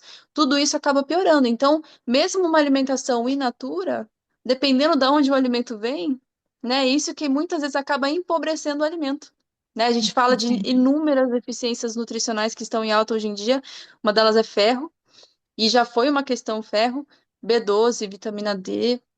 E a B12 ela tem muita relação com a forma como os alimentos são produzidos, porque são bactérias no solo que produzem a B12, e essas bactérias elas estão nas plantas, as vacas e os animais comem as plantas, a gente comendo os animais consegue essa vitamina. Hoje em dia os animais não pastam, os alimentos também são produzidos de qualquer forma e a gente não consegue. Então, muitas vezes a gente tem que suplementar. Então, ainda a alimentação, muitas vezes, ainda, né, pensando na questão proteica, ali dos macronutrientes, legal. Mas os micronutrientes, ela é bem afetada, assim, pela forma de produção também. Legal, eu quero voltar ao que o Matheus falou sobre status, mas antes eu queria. A gente tem, quando as pessoas, principalmente a criançada, vai comer, quer mais alguma coisa? Não, não, meus netos, não vou, já estou cheio. Aí a gente ensina a falar, estou satisfeito. Mas aí, entre estou cheio, estou satisfeito e estou alimentado, são coisas distintas, né? As três, não? Como que vocês definiriam esse? Eu estou cheia, posso comer alguns salgadinhos e vou ficar cheia. Uhum. Eu estou satisfeita, seria, talvez eu não, Poderia comer mais, talvez, não sei, talvez, né, tô ok. mas Uhum. isso nenhuma das duas coisas significa estou alimentado, estou nutrido, né? Não É, necessariamente, exato. né? Não. Uhum. Não É, o tô necessariamente. cheio pode ser de qualquer coisa. Você pode comer um monte de fofura, você pode comer um monte de salgadinho, você tá assim, por aqui de comer, você não É. aguenta mais comer, você passa mal se você comer mais. Mas você pode comer um monte de coisa, né? E o estou satisfeito é esse, que a gente chega no 70% ali, poderia comer mais, mas talvez você sabe que mais pra frente você abre espaço para um doce, você também não tá muito bem naquele dia, você fala assim, então eu acho que eu não vou comer mais. E eu estou alimentado, na minha interpretação, ele vai muito além do. é, Aí entra a questão do estou nutrido também, né? É o alimentado de você estar satisfeito e do que você comeu, do sabor, da qualidade, do ambiente em que você estava, se você estava com alguém que você gosta, comendo junto também. E isso te preencheu de todas as formas, né? Não só o estômago, mas preencheu também os seus sentimentos, os seus sentidos, a forma como você vê o alimento ali bonito. Então, o estou alimentado é muito mais, na minha opinião. Muito mais sagrado. Sim, isso e exatamente, porque a gente vai ter, então, estou cheio, estou satisfeito, estou alimentado, né? Essa é uma perspectiva de o que enche, se vocês observarem, vai te dar muita energia, né? Se você comer, a gente tem então uma dieta tem muito carboidrato. Aí você olha nas famílias, ela comprando arroz, comprando farinha, ela comprando diferentes formas de carboidratos que vão te dar energia, né? Vai te deixar de uma maneira, estou cheio, vai te encher, porque se você pega e entender, tem o açúcar, né? Vai se desdobrar e virar também em um aspecto energético ali, vai te deixar cheio, a todo momento você vai sentir cheio, né? Tanto que a gente tem um mal, até em relação à alimentação, que a gente está vivendo aí um período de crescimento da obesidade. Então, tem um problema com a alimentação mais relevante, que ela está virando um problema de saúde pública em relação à obesidade, porque a obesidade vai desdobrar outras doenças, né? Então, isso vai sempre te deixar cheio. Aí, estou satisfeito, de alguma maneira vai te relacionar, né? Também na minha perspectiva, a você conseguir comer alimentos que de alguma maneira você entendiam que eram importantes, que você gosta, que você acha que é legal você consumir aquele alimento, e aí você fica satisfeito, né? Para daí eu estou alimentado. Aí o estou alimentado eu acho que vai uma coisa um pouco mais além, que a gente está falando então de um aspecto da socialização da alimentação, né? De você comer em família, de você comer em conjunto e você comer alimentos que têm nutrientes significativos, que não são nenhum alimento que vai ser quase que um pseudo-alimento, né? São alimentos de verdade, que tem um agricultor que você conhece, né? Porque o que a gente tem perdido também nesse processo você conhece a pessoa que produz seu alimento? E aí, se você conhece, então você tem a garantia de que é o local. Porque durante muito tempo na graduação eu me questionava, eu falava, tá, mas a gente está comendo o alimento in natura, mas ele é alimento que tem agrotóxico. Então eu tenho que produzir meu próprio alimento. Né? Daí, se produzir meu próprio alimento é voltar lá muito tempo atrás da humanidade, e lembrar que em determinado período a gente era nômade porque a gente só consumia o que estava disponível, né? E tinha que se locomover. Só que não, a gente tem que entender que a alimentação, então, para estar nutrido, tem que ter uma relação direta com essas diferentes esferas e entender que é multidimensional. E essa multidimensão vai perpassar a forma como se produz, a forma como se consome, a forma como você vai se alimentar e a forma também como você entende toda essa estrutura. E aí, quando você consegue vincular todos esses aspectos, aí sim a gente está falando de nutrição, né? Legal. Eu vou Uhum, passar agora para uma parte que seria a última, mas ela vai caber agora. Depois eu vou voltar para o status, porque eu acho que o status é uma coisa importante. A gente vai falar da mulher, que eu acho que a mulher está super ligada nisso que vocês dois estão falando agora. A gente, por muito tempo, a mulher cozinhou, e até hoje, em muitos lugares do mundo, quem cozinha é a mulher, exclusivamente é a mulher quem cozinha, a não ser que um homem more sozinho, né, viva sozinho, ou dois homens vivam sozinhos. O papel, o lugar não é o lugar da mulher é na cozinha. A cozinha é o lugar da mulher, talvez. Mas com essa coisa da liberação, que não, eu tenho filha, tenho sobrinhas, muita mulher na minha família, que não se recusa a cozinhar, mas está naquele lugar de que eu tenho outra coisa para fazer. Então, ou compra pronto, ou o marido que vai fazer, ou o namorado que vai fazer. Essa coisa de recusar a cozinha para se autoafirmar como uma mulher independente. Eu vejo muito isso. Então, eu acho que o que aconteceu é que a gente jogou o bebê com a água suja, né? A gente quis se livrar dessa opressão patriarcal e, ao mesmo tempo, a gente abandonou a cozinha. Mas eu entendo que tudo isso que você está falando, desse carinho, essa coisa de cozinhar, de oferecer o alimento, é uma coisa muito feminina, né? Vocês não uhum. entendem isso? Assim. Se a gente for pegar da nutrição em si, né, socialmente também, né, da parte biológica, né, quem produz leite, quem ali cuida da parte de nutrição, biologicamente, né, pessoas que produzem leite, que tem ali glândulas mamárias ativas, enfim. E também a questão de socialmente a mulher, né? Aí entram duas questões também que estão muito relacionadas a gênero, que eu estava conversando com o Matheus, a gente estava conversando esses dias, que tudo que envolve dinheiro é do homem e o que é de sobrevivência é mulher. Então a gente vê, por exemplo, culinária de sobrevivência, né? Que é aquela do dia a dia, que é a mulher que vai, que cozinha para os filhos e que faz panelas gigantes de comida, é a mulher. E quando é uma culinária refinada, quando é arte, quando é um restaurante, quando é Michelin, normalmente são homens que dominam o ambiente da cozinha, assim como na educação. Ensino fundamental, normalmente são mulheres, né, berçário. Faculdade, ensino médio, cursinho, normalmente são homens. Então a gente vê que tem ali uma divisão aí de gênero muito importante, né? E hoje em dia se perdeu muito isso, e tem muita relação com essa questão aí da globalização, né? Da gente trazer esses estilos de vida diferentes para a nossa cultura, né? Então, o que começou a acontecer? Eles precisavam das mulheres, muitas donas de casa, né? Que trabalhavam em casa, dentro ali do mercado de trabalho. E a partir disso, eles começaram a fazer esses alimentos, né, ultraprocessados, já que a gente estava nesse tema, né, continuar a conversar sobre esse tema, porque tem relação. E a partir disso, a gente vem aí com a introdução de alimentos com para as mulheres não se sentirem inúteis, um pouco de adição de ingredientes. Então, eu fiz um bolo, é um bolo de pó, é um pó misturado com fermento, misturado com farinha, mas você adicionou 2 ovos e uma xícara de leite, então você fez um bolo.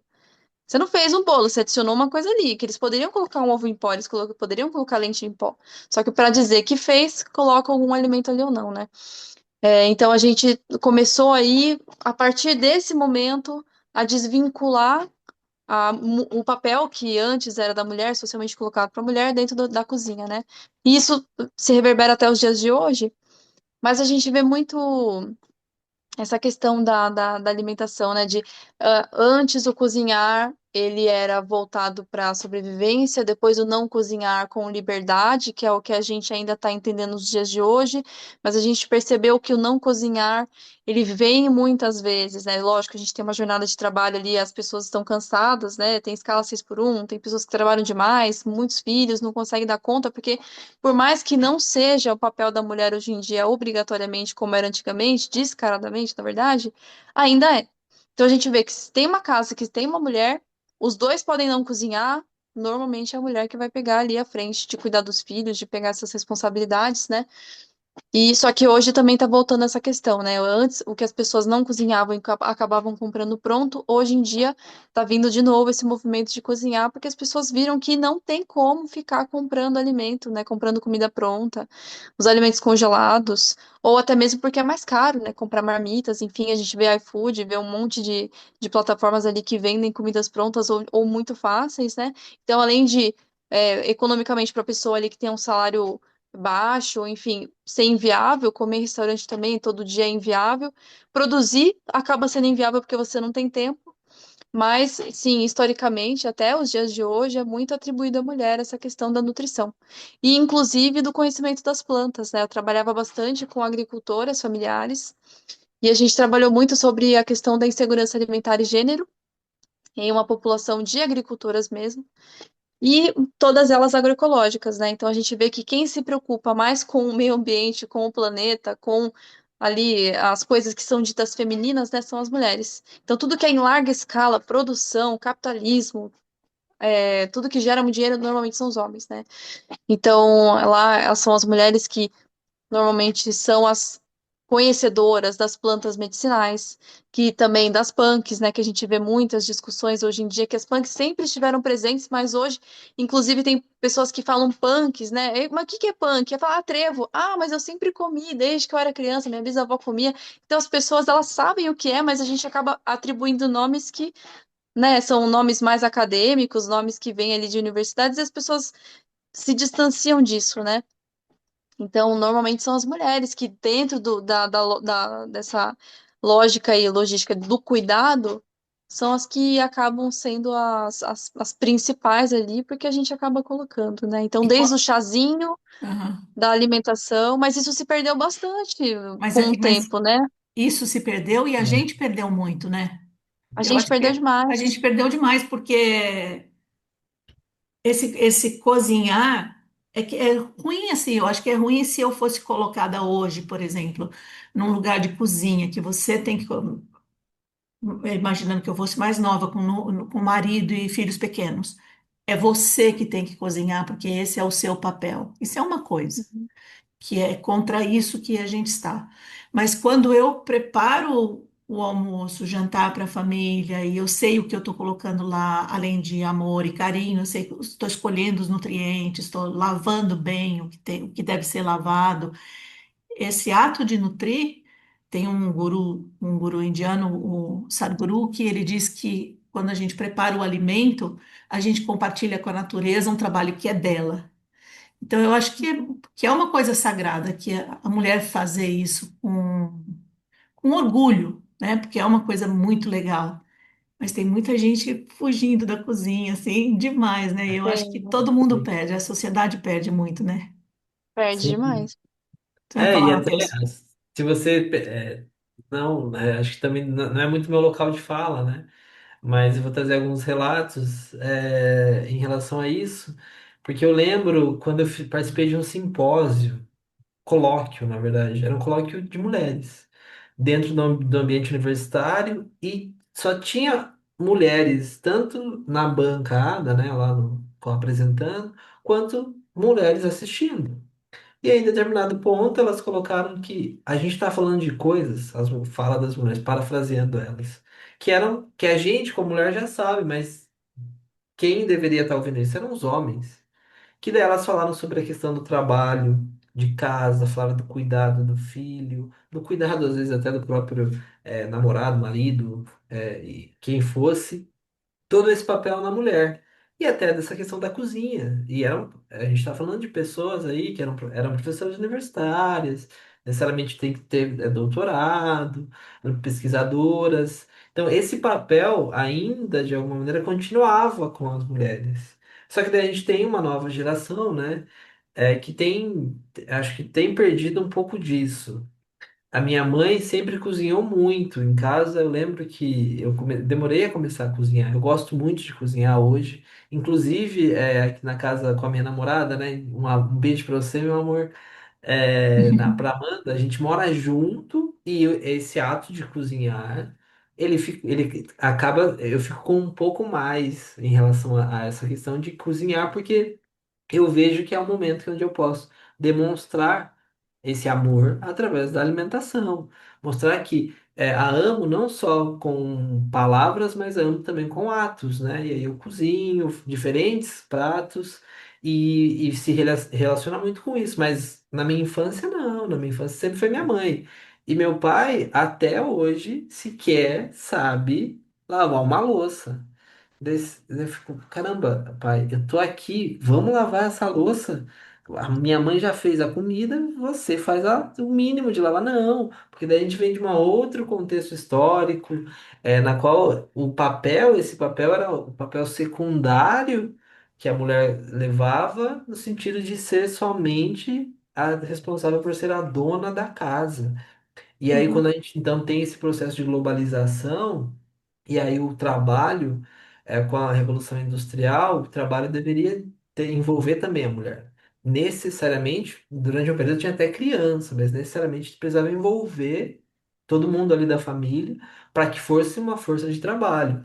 E aí você muda alguns aspectos geracionais importantes em relação a quem vai estar na frente dando as dinâmicas de casa. uhum, E quando você muda isso dentro de um contexto mais amplo, você vai impactar no que se faz, né, como alimento, nessa alimentação mais rápida de que, pô, eu preciso cozinhar e a cozinha já perdeu então o sentido de ser um momento de partilhar, que é o que até a Bíblia coloca, né? Lá, a Santa Ceia era um momento de partilhar.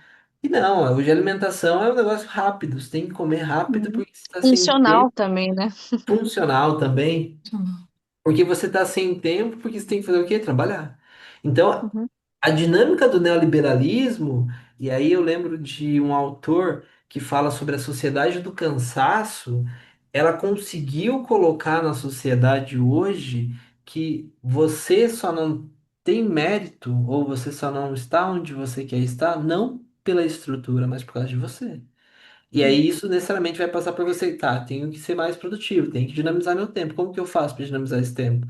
Cronometra o tempo de tomar banho, cronometra o tempo de cozinhar, cronometra o tempo de academia, tempo de. Daí tudo você observa, virou. A dinâmica da vida tá por trás de um relógio que vai te definir quanto tempo você pode ficar em determinados ambientes, quanto tempo você pode ficar ali cozinhando e quanto tempo você tem para comer. E uhum. isso foi de alguma maneira capilarizado pela mulher que daí a gente pode ter até outros impactos, né? Em relação à gravidez, e a gente observa que o Brasil a sua pirâmide, por exemplo, demográfica já está invertendo. O que que isso mostra? Tá? Uma mudança cultural em relação a geração de outras pessoas. Por outro lado, você vai ter uma autonomia mais significativa da mulher. Então, a gente tem que sempre ponderar para que daí a gente não leve para um caminho de que tá, então a gente tem que voltar a ser o que era antes. Não, muito pelo contrário. Sim. Agora a gente pode ter esse cuidado de as mulheres poderem decidir em que ambiente elas querem estar e como elas querem estar, né? Sim, é exatamente isso que eu ia trazer, assim, porque tem esses cenários, né? Você comentou das suas filhas, né? Que hoje não necessariamente gostam de cozinhar, né? Mas o que a gente não sabe é se as nossas bisavós, tataravós também gostavam ou se realmente era o que elas precisavam fazer. Porque antes não tinha escolha, né? Antes era papel da mulher mesmo, não era o homem que ia fazer de jeito nenhum e não tinha como comprar porque não existia essas coisas, né? E hoje em dia, como elas têm essa escolha, muitas, né? Outras não têm, mas de ou elas fazem, ou compra, ou o homem aprende, né? Em muitos lugares, e também muito de onde você cresceu, né? Do tipo de criação que teve, porque aqui em casa, por exemplo, quem cozinha é meu pai, já é um cenário diferente da casa do Matheus. Mas aí eu vejo que é também porque a minha mãe foi criada pela minha bisavó e a minha bisavó foi uma mulher muito à frente do tempo dela. Então, assim, ela que administrava as coisas de casa, ela que ensinou a minha mãe a ser uma mulher, né, que trabalha fora, enfim. E aí nisso, a minha mãe não tinha tempo de cozinhar e quem tinha mais tempo era meu pai. Então aí já inverteu, né? Então a gente tem essa inversão hoje em dia. Mas é mais porque antigamente as mulheres não tinham escolha mesmo. E, porém, a gente vê que nessa questão, para fora do cozinhar, do cuidado, ainda assim é a mulher que domina. É a mulher que é responsável por isso. Cuidar da casa, cuidar da família, cuidar dos filhos, a tripla jornada de trabalho e todo o resto. Se não for uma coisa imposta, o sagrado está nisso, né? De eu fazer porque É. eu escolhi fazer, né? Eu tenho três irmãos homens e dos meus filhos eu tenho um filho e uma filha. Os meus três irmãos cozinham na casa deles. Eu vou arriscar dizer aqui que eles cozinham mais frequentemente do que as esposas. E eles cozinham muito bem. Se eu fosse dizer agora um prato que uma das três cunhadas faz que é gostoso, eu não sei. E não estou fazendo nada contra as minhas cunhadas, é porque toda vez que eles convidam, quem prepara são eles. Então, Uhum, eles são bons cozinheiros, o meu filho também é. O meu pai cozinhava muito bem, mas ocasionalmente. Mas uhum, as meninas, né, as filhas, nós todas somos cozinheiras também, as minhas irmãs, sim. né? A gente Se gosta for, muito de cozinhar, é uma coisa, a gente faz com o maior prazer. eu amo também. É, Se for pegar para essa questão do sagrado mesmo, a gente pode ver a origem disso, né? Que normalmente as mulheres elas estão muito conectadas com ciclos, né, que também estão relacionados com ciclos da natureza. Então, isso culturalmente, né, até em algumas religiões também. Então, ciclos lunares, ciclos menstruais, então o contato com a terra, o contato com o morrer cíclico e também o renascer cíclico, né? Então, os alimentos eles são isso, as plantas são isso. Então, as mulheres elas são as que estão, pelo menos estavam, né? Hoje em dia não posso dizer, mas sempre estiveram muito mais próximas com esse sagrado, né? Que é o sagrado da natureza. Então, realmente, da questão do sagrado sempre foi a mulher. bem legal. Agora eu vou voltar pro status lá, que eu achei um aspecto bastante interessante. A gente ia falar, eu tinha colocado para a gente falar sobre a mesa farta de Natal em muitas casas, né? Natal e Réveillon, e as despensas vazias em outras casas. Estou dizendo que eu sou uma boa cozinheira, eu sou uma boa cozinheira, mas a minha mãe era mineira, então eu conheço bastante da culinária mineira.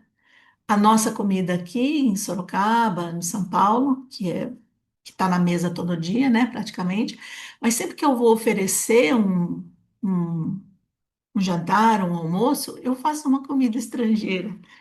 Então, o meu aniversário vai ser sexta-feira, mas eu fiz sábado passado, eu comemorei, convidei familiares, vieram meus irmãos, minhas cunhadas, meus netos, meus filhos.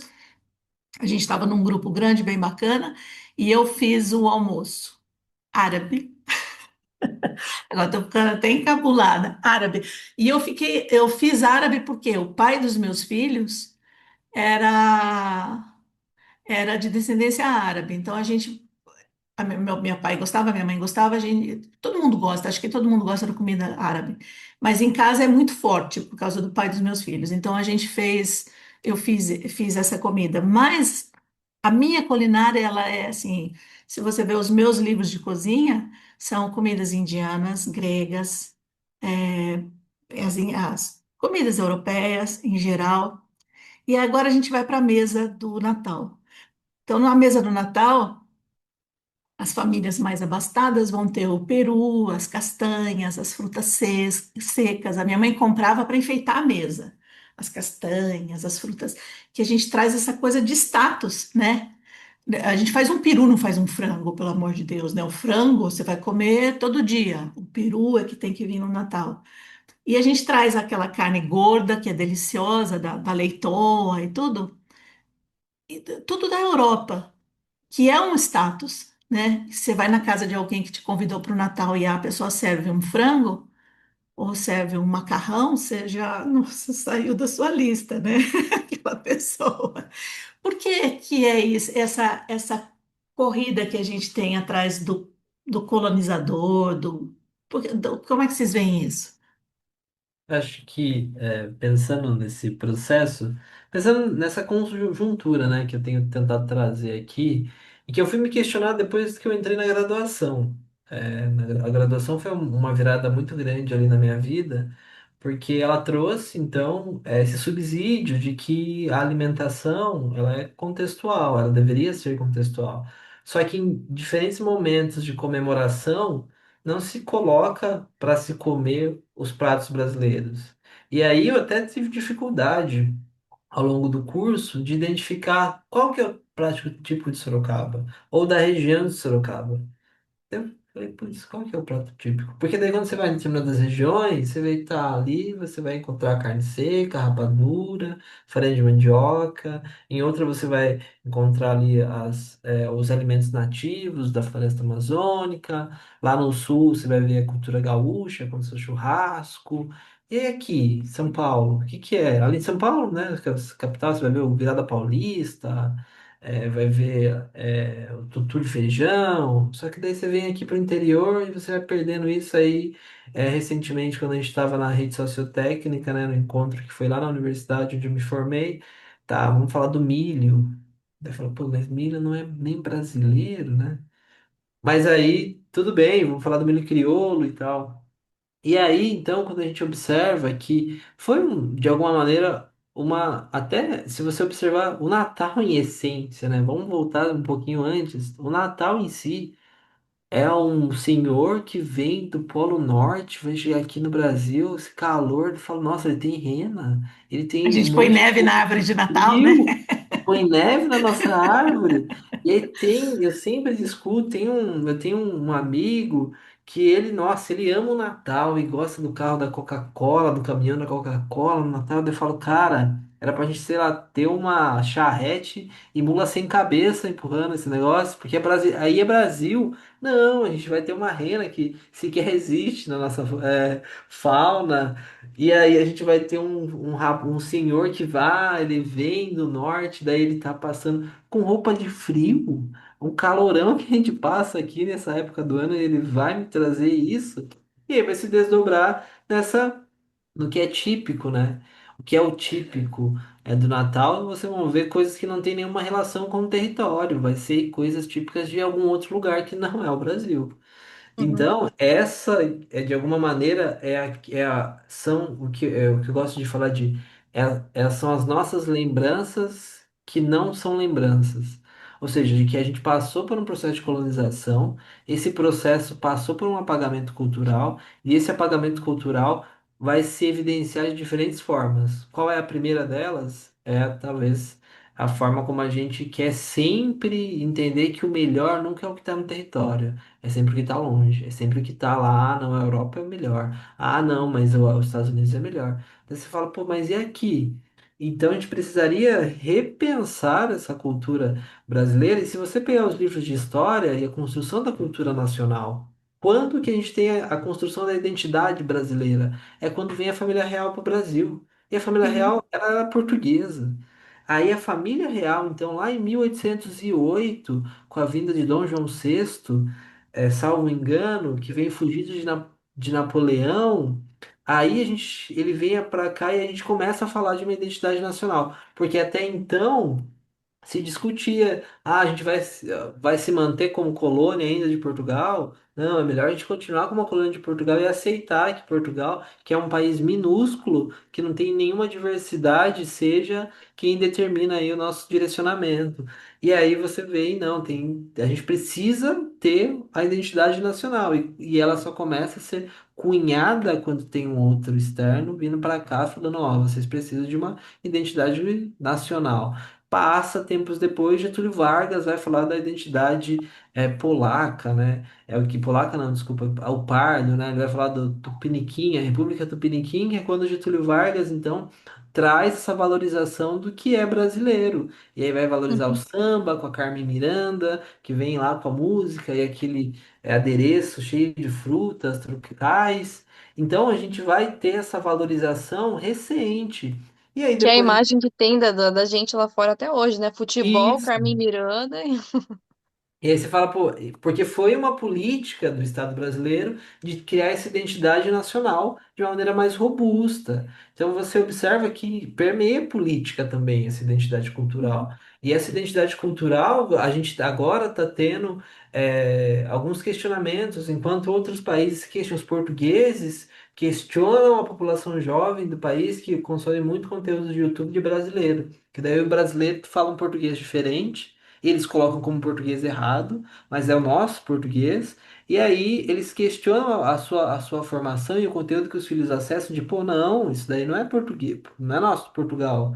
Então, enquanto brasileiro, não, quando chega o externo, quando chega o pistache, a gente valoriza ele criando N produtos que não tem nenhuma relação com esse produto do território.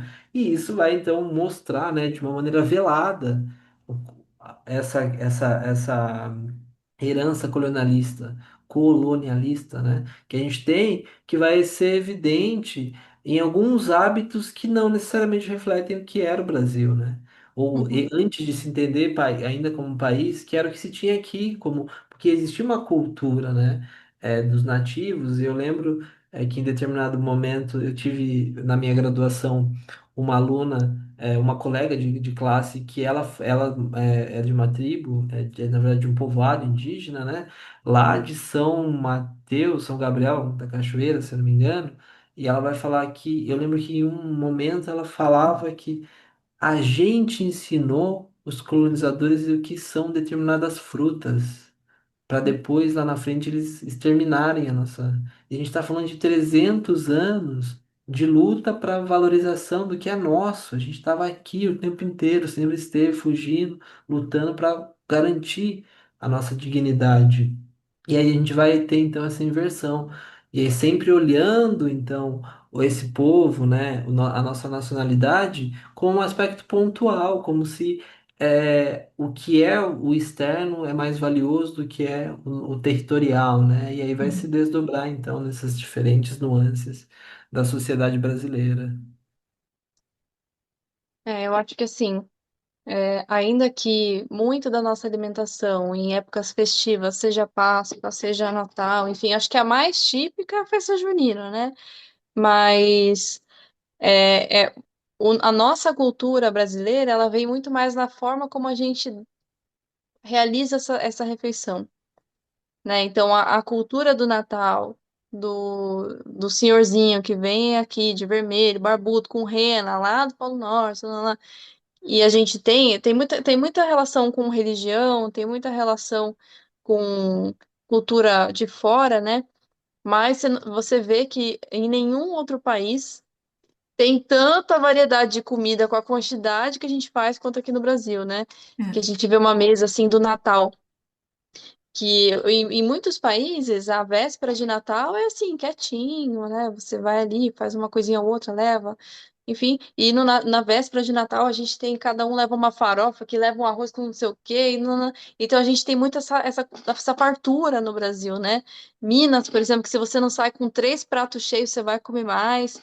Então a gente vê que ainda que os alimentos dentro dessas épocas festivas, né, sejam muito mais de fora, ou pelo menos os enfeites de fora, a valorização de fora, a gente vê muito do brasileiro dando o próprio rostinho, né? Nessas comemorações. E aqui de Sorocaba, o Matheus tinha comentado sobre alimentação, né? Sobre qual que é o prato típico de Sorocaba, mas Sorocaba tem uma influência muito forte dos tropeiros, né? Então ali o feijão tropeiro, farinha, fruta junto com a comida, né? Uma banana. Então a gente tem muito disso. Mas não querem servir isso no Natal, né? Então, assim, eu acho que uma forma da gente começar a valorizar essa comida é no dia a dia. Não, e não é errado a gente trazer alimentos de fora, né? Fazer uma refeição diferente. Eu acho que é mais assim, como que a gente enxerga a alimentação, a produção dos alimentos ao longo do ano todo, né? Então, eu vejo muito isso, assim. Mas a gente vê, sim, uma carinha brasileira nas farofas que a gente faz aqui e é, misturança, tem muita gente que fala, né? Eu tenho uma amiga que a avó dela é japonesa, né, nascida no Japão, e ela falou que o Natal dela é churrasco com sunomono, com temaki, com farofa, com banana empanada, e vão fazendo essa mistura, né, que acaba ficando brasileiro porque é uma mistura gigantesca. Mas quando a gente faz o brasileiro, por exemplo, resolvo fazer uma ceia de Natal com essa cara de Europa, com as coisas da Europa. Eu acho que tudo bem, como você falou, tudo bem a gente fazer, mas é legal a gente manter essa consciência, né? Então, eu vou fazer um Uhum. aniversário com a comida árabe, porque é uma coisa diferente. E no meu Traz aniversário, eu quero lembranças oferecer também, uma né? coisa diferente. Se a gente tiver essa consciência.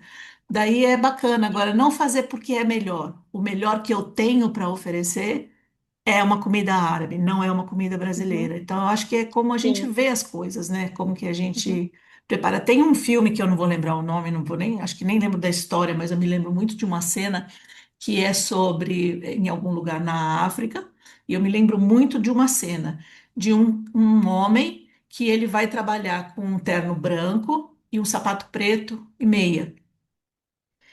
Mas para ir trabalhar, ele tira o sapato e ele corre descalço, ele corre para chegar no serviço. Durante a colonização inglesa. Quando ele chega, ele coloca o sapato, ele lava os pés, põe o sapato, e trabalha o dia inteiro com aquele pé doendo dentro do sapato. E quando termina, ele tira o terno, tira o sapato e corre para casa de novo. E lá o pessoal da família dele, onde ele está na comunidade dele, vai questionar por que isso. E ele fala assim, porque eu sou um homem branco. Uhum. Então esse lugar é que a gente acho que a gente tem que tomar bastante cuidado, né? Porque a gente não querer estar naquele lugar que a gente acha que a gente sempre quer estar melhor, né? Mas olhar para quem são os nossos modelos, né? Até porque esses modelos hoje da Europa e dos Estados Unidos já não são mais modelos, né? Tá Sim. tudo Tá quebrando. desmascarado, né? A gente precisa, acho que falar de uma. Tem se discutido sobre várias pensadores decolonial, engenharia decolonial. A gente precisa falar de uma alimentação decolonial também. E Uhum. a partir do momento que a gente começa a pensar, então, alimentação decolonial, a gente vai falar de diferentes mudanças para a gente valorizar o que é local, né? E aí eu gosto de trazer muito essa complexidade do que é o desenvolvimento brasileiro, do que é a cultura brasileira com um romance recente chamado Um Defeito de Cor.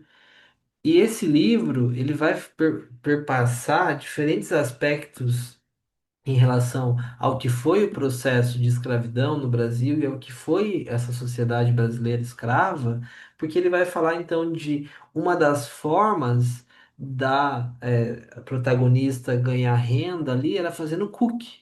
Ela era uma pessoa que veio de onde hoje é o país de Benin, e ela veio lá de Benin, veio para o Brasil. Ela, em determinado momento da história, ela se conecta com uma família inglesa e ela consegue aprender uma receita inglesa que é o cookie. E aí os ingleses até se surpreendem, né? Que quando no contexto ali da qualidade que é esse cookie que ela conseguiu fazer. Só que em nenhum momento a gente falou de, por exemplo, ela cozinhar um prato típico da África, né, da onde ela veio, do país dela, Benin, ou cozinhar um prato típico indígena da época. Não, era um prato que eles gostavam muito, e eles não encontravam aqui, e eles sentiam muita saudade de encontrar esse prato aqui, e aí eles faziam em momentos como esse saudosismo, né, de você lembrar esse momento histórico em determinado momento da minha vida eu vivi lá, hoje estou aqui, por mais que tenha suas benesses de estar aqui, mas eu sinto muita saudade e vou cozinhar então uma coisa que se comia lá, para eu de alguma maneira minimizar essa saudade. E aí você evidencia nesse romance a forma como havia esse controle. E aí ela vai falar, então, o romance, de maneira geral, vai falar sobre escravos que preferiam estar na condição de escravos do que se revolucionarem, vai falar sobre como era complexo esse sistema que existe alguns escravos que eram de alguma maneira livre, que eram escravos de ganho. Então você vai ter ali uma estrutura que fez com que se perpetuasse esse sistema de trabalho no Brasil durante 300 anos que vai se refletir hoje, onde as pessoas, onde a gente acha normal trabalhar numa escala de 6 dias de trabalho e um dia de descanso, ou em um contrato que a gente chama de contrato 0 hora, que é aquele contrato onde você precariza o trabalho, você coloca então, você não coloca um tempo, você não trabalha mais por tempo, 8 horas diárias, você trabalha a partir de demanda. E quando você trabalha a partir de demanda, tem que estar sempre disponível. E aí você observa que, tá, você é um CLT com o nome de autônomo, né, de fazendo a sua própria vontade, trabalhando no seu próprio horário. E quando você percebe que há essa máscara por trás, então de toda essa estrutura, a gente vai observar que, de alguma maneira, a gente está se vinculando sempre a esse dominador que sempre estabelece esses novos mecanismos, essas novas condições, então, de trabalho, mas que vão se perpetuar ali na relação como a gente tem com a alimentação, que aí eu fico triste, né, porque a gente sempre falar de uma alimentação na qual a gente valoriza muito mais produtos, momentos aonde se fala então dessa produção desses alimentos que não são necessariamente brasileiros, né? E aí eu gosto muito de usar o exemplo daquele cozinheiro que da COP até é bem recente, ele falou, não, eu não vou cozinhar para o príncipe da Inglaterra uma comida que não tenha produtos de origem animal. E por que ele falou não? Porque ele percebeu que a comunidade onde ele cresceu era uma comunidade ribeirinha. E o processo de pesca dessa comunidade, o processo do que se pescava e de como se preparava um alimento, era uma coisa cultural e há uma valorização por esse alimento para que você entenda então que o que eles comem é um reflexo do que se tem disponível na região, mas para além disso, é um reflexo de você ter a sua identidade. Eu sou ribeirinho porque eu como esse peixe, faço ele dessa forma. E eu não me recuso a cozinhar qualquer coisa que não tenha o peixe, porque o peixe tem uma simbologia muito significativa. Isso é a cultura alimentar. E também de alguma maneira, é uma forma de um ativismo alimentar para falar que Uhum. a gente tem que valorizar o que é nosso. Então, E eu ele serviu o queria até peixe para o deixar. príncipe? Não, porque daí ele vegano, se eu não me engano, aí ele recusou, né, o É. convite. Porque ele queria que 10% do prato tivesse uma alimentação de origem animal, né? Tivesse, no caso aí, a carne do peixe. E aí chegar no ponto que não, mas ele ainda continua com isso, com essa bandeira muito bem estabelecida de que, olha, eu só cozinho se tiver produtos de origem É legal animal. que ele faça isso. A rainha foi mais elegante, porque tem filmes da Rainha Elizabeth comendo até aquela cabeça de macaco, sabe? Que eles, na Ásia, que eles cortam e comem o cérebro, até isso ela come, ela, com aquela pose dela assim, mas ela ia para as colônias e ela comia o que tinha. É, come que se tem, Tremendo. né? A gente está chegando avançando aqui na hora. Eu queria que vocês. Eu estou super feliz de ter conversado sobre isso. Eu acho que dar continuidade ao curso que a gente fez foi bacana. Está bem próximo agora, bem apropriado para essa época de doações de alimentos, né? Que todo mundo está pedindo doação de alimento e também sobre as nossas mesas de Natal e Réveillon. E eu gostaria que vocês concluíssem.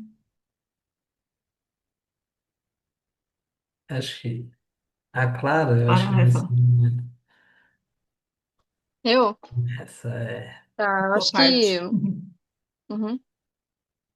Eu não sei se a conclusão seria para um agradecimento, mas assim, eu acho muito importante a gente trazer essa pauta, né? Esses assuntos, porque as pessoas esquecem, né, que a fome ainda existe, as pessoas esquecem é, da importância da gente reacender, né? Reviver ali a nossa cultura, né? E trazendo essas pautas, conversando sobre isso. Nunca é, por exemplo, a gente começou sobre o banco de alimentos, né? E a gente terminou agora falando sobre isso. E se alguém pega o final sem escutar tudo que a gente conversou, acha que não tem relação. E tem, né? Porque tudo é político, tudo a gente consegue costurar. Então, acho que todos esses assuntos que a gente trouxe são super pertinentes. Se a gente quer que as pessoas entendam que a alimentação saudável, a gente não fala só sobre nutrientes, a gente fala também sobre cultura, a gente fala sobre o comer com os outros, né, que é o que traz muito o guia alimentar da população brasileira. Sobre também, a gente fala sobre a questão de como são feitas as formas de produção, da onde que vem a nossa carne, como que é criado esse animal também, mas também sem esquecer, né, a gente pode sim criticar essas grandes indústrias, mas a gente não pode esquecer do pequeno produtor que produz aquilo, que está de acordo com o estilo de vida dele, não é essa pessoa que a gente tem que criticar, né? Essa pessoa a gente tem que lembrar que aí entra muito a questão do príncipe, né? De que não, eu não vou comer isso. E, de certo modo, ele está querendo muito trazer essa questão ambiental. A gente está falando da COP30, a gente sabe, né, que do agro, a gente sabe dos impactos, mas ele estava ali num local de muita riqueza cultural, né? Então, assim, será que recusar era realmente a melhor opção? Era a militância necessária para aquele momento? Então, acho que a gente tem que entender quais lutas a gente vai aderir, né? E esquecer da nossa cultura não é uma delas. Então a gente tem que sempre lembrar e falar de alimentação saudável é isso, né? Lembrar sempre dos pequenos produtores, de valorizar, de girar a nossa economia daqui. De entender por que que os outros países têm tanto esse protecionismo, por que que os outros países defendem tanto o que é deles e a gente não, né? Por que que a gente defende o que é deles e esquece o que é nosso, sendo que eles defendem o que é deles? Primeiro BO que acontece no país deles, eles se fecham. Então, assim, tem que entender o que está acontecendo. E eu acho que trazendo esses assuntos a gente consegue ter um panorama geral aí do que está relacionado com a alimentação, que nunca é só sobre comer, né? Todo o resto. E aí eu queria agradecer pelo convite, por essa conversa que foi muito legal para mim, com a Lígia, que eu conheci hoje, mas com o Matheus, que é meu colega de trabalho. E foi um prazer enorme estar aqui com vocês. Eu espero também que as pessoas que escutem gostem bastante. E qualquer dúvida, a gente está aí, né, Matheus? Obrigada, Clara. Sim. A gente está aí, eu também, como gostaria de começar agradecendo, né, pelo convite da Lígia, que foi uma das participantes do projeto Alimentando a Cidadania. Agradeço também a Clara, né, por estar participando desse momento aqui comigo, partilhando também uma outra perspectiva, né, com a trajetória dela em relação à alimentação. E eu com a minha em relação a esse sistema de produtivo que a gente tem que questionar, tem que entender para colocar uma pulguinha atrás da orelha das pessoas e entender, tá, o que eu como realmente é eu que estou escolhendo ou está sendo condicionado ao que está disponível no mercado? E aí, como eu faço então para mudar, né? Sabe que não é um processo simples, não é uma mudança trivial, porque vai passar por desde preço, que é um fator muito importante, e durante algumas aulas que eu tive ao longo da minha vida, eu lembro de um professor que me marcou bastante, que eu sempre questionei, falei, pô, tudo é dinheiro. Dele me questionou de volta. Tá, Matheus, me fala uma outra forma das pessoas entenderem as coisas, se não através do dinheiro.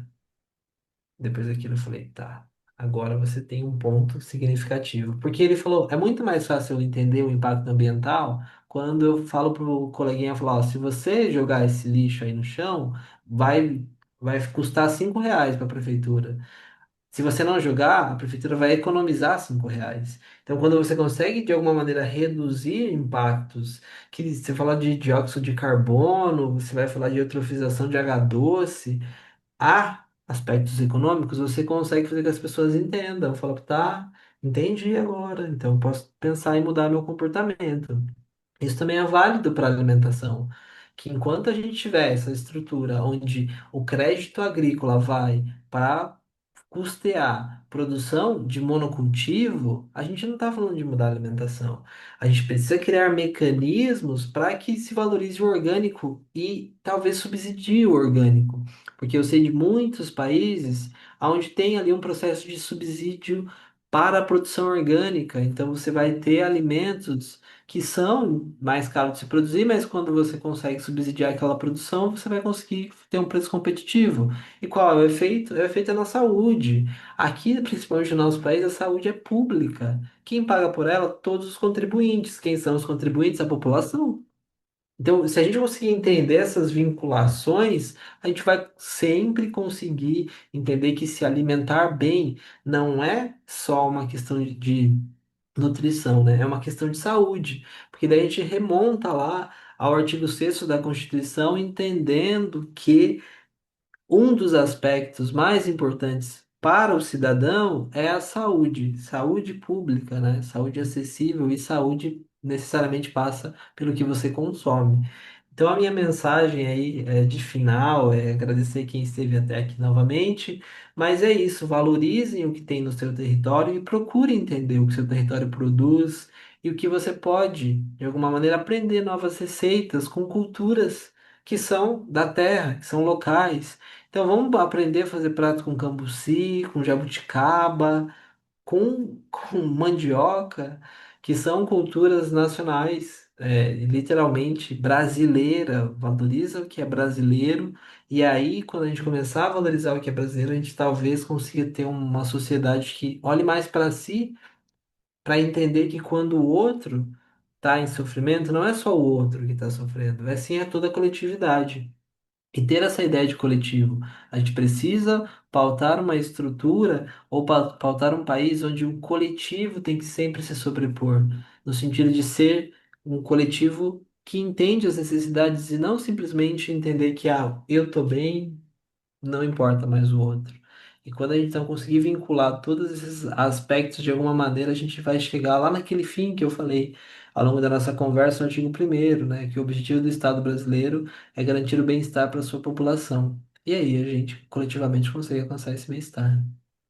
Coletivamente, ótimo. É isso. Eu acho que é esse o trabalho nosso, né? Da gente fazer tudo coletivamente. Muito obrigada pela presença de vocês, obrigada pela colaboração, por tudo que vocês trouxeram. Estou bastante feliz.